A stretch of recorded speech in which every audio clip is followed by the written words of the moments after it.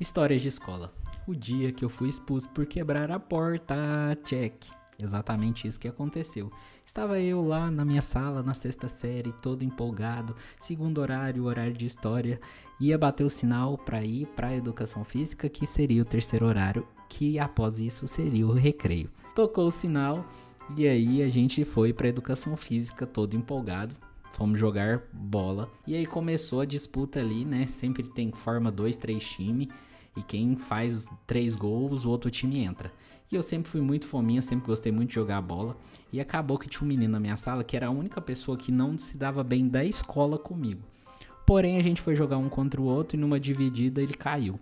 E aí ele apelou, veio pra cima de mim e tudo mais, o professor separou e não deu em nada. Beleza. Aí acabou a educação física e a gente foi pro recreio. Chegando no recreio, ele meio que chamou o irmãozinho dele da 8ª série pra poder me dar uma prensa. Me colocou na parede, que não sei o que, eu vou te bater no final da aula, você fica preparado. E eu nem esquentei a cabeça, porque eu conhecia todo mundo da escola, então eu sabia que não ia dar em nada. Eu estudava lá desde o pré, então pra mim era tranquilo. E realmente não deu nada. Enfim, passou esse dia, no outro dia a gente voltou pra escola, né?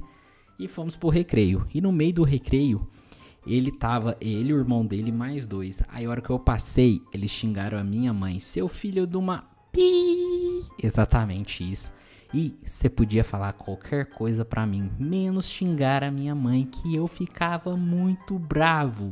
E foi aonde eu fui lá na sala descontar. Só que em vez de eu descontar a raiva nele, eu descontei na porta da sala. Eu cheguei lá na sala, meti o bicudo, quebrei a porta no meio. Aquelas portas de madeira velha, que era presa com um cadeado no meio, sabe? Só ficou o cadeado lá, o resto tudo caiu.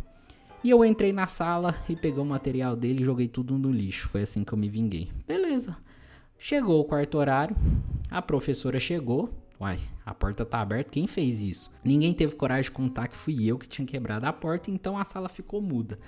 A professora falou que se a gente não contasse quem foi o culpado, todo mundo iria ficar de castigo de detenção e não ia ter educação física por mais 15 dias. Eu achei muita maldade fazer isso com os meus amigos, né?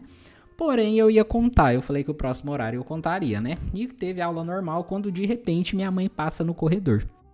Ela sobe a escada, passa do corredor e eu olho pela janela. Eu falo, Jesus, minha mãe tá aqui. Então já sabiam que era eu. De repente chega a diretora lá na sala.